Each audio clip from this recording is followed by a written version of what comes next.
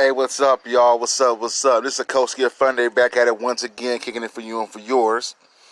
And this one right here, there's a lot of ill-informed people out here that's talking about, the slave trade never existed, and blacks are aboriginal, so-called blacks is aboriginal to the land and things of that nature, and boo, this, that, and the third.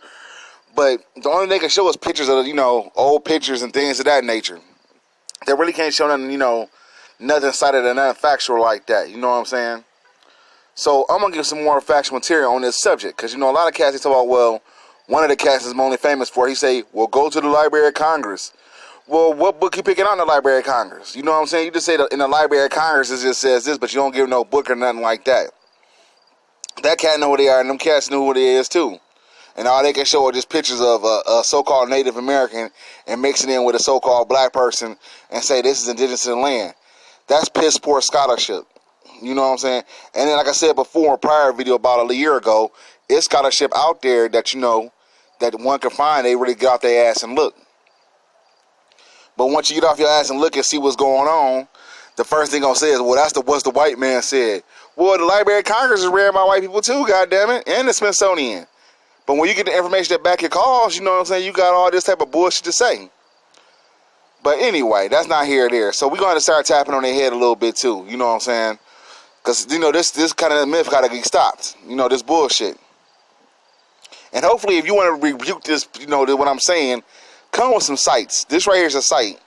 This right here is from slaveimages.org. You know what I'm saying? I'll put my reference sites in all my videos.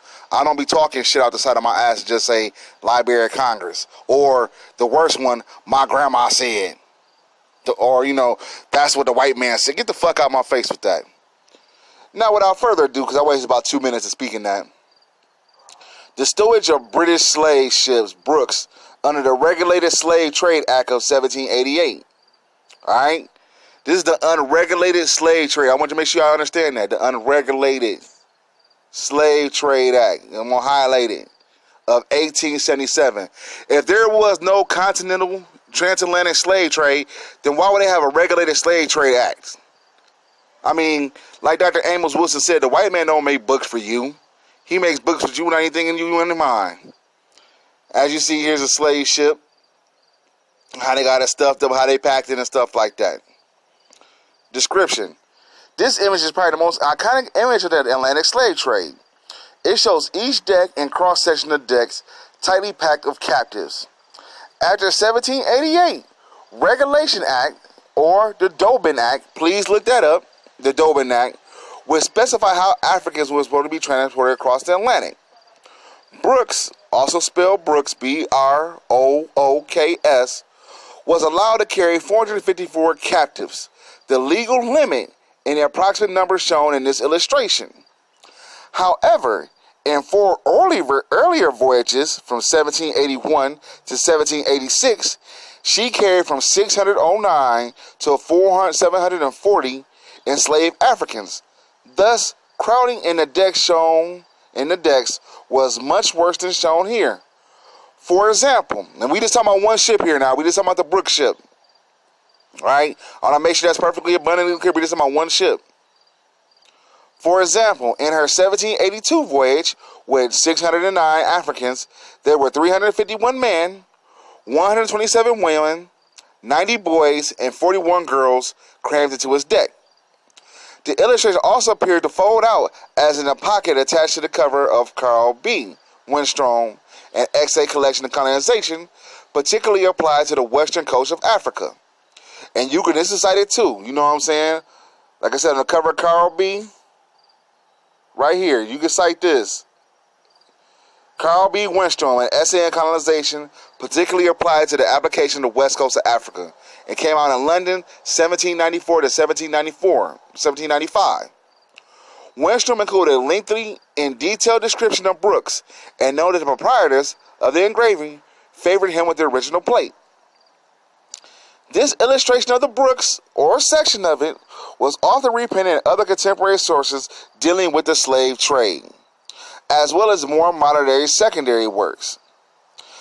Its famous reproductions is in Thomas Clarkson's celebrated ambitions works, the history of the rise, progress, and accomplishment of the abolition, of the African slave trade by a British Parliament.